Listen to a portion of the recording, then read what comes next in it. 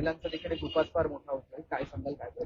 खरं तर ही खरंच दुर्दैवी अवस्था झालेली आहे की शरद शेवाळे आज तिसरा दिवस आहे, आज त्यांची प्रकृती ढासळली आहे, त्यांचं उपोषण चालू आहे. प्रशासन खरंच आपलं झोपलंय की काय?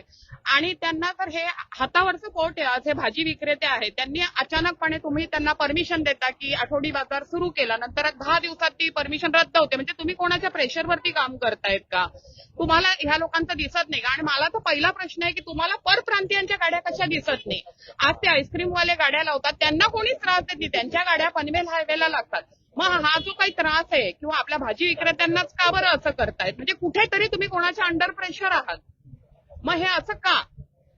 आणि प्रशासनाने आता तरी जागा व्हावा आणि नुसतं तोंडी आश्वासन नकोय आम्हाला. आमची मागणी एकच आहे की सीओ साहेबांनी इकडे यावं आणि जे काय आहे ते लेखी स्वरूपात द्यावं. ते आज पण फक्त तोंडी आश्वासन देत आहेत, ते आपल्याला नकोय.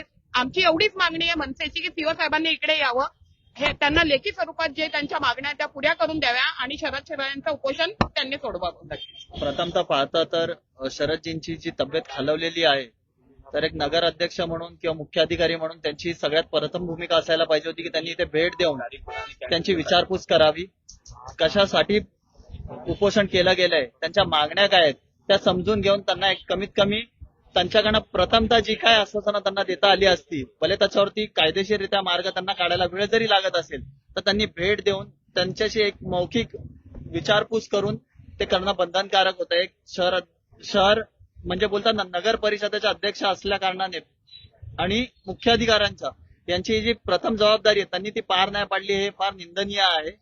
आणि दुसरं म्हणजे जे काल आपण पनवेल हायवेचा विषय जो त्यांच्यासमोर मांडला होता, त्यांची सुद्धा जे आपल्यापर्यंत जे कंप्लेंट आलेले आहेत की त्यांनी फक्त एक बाजूला कारवाई केली, म्हणजे एकासाठी एक भाव आणि दुसऱ्यासाठी दुजा भाव.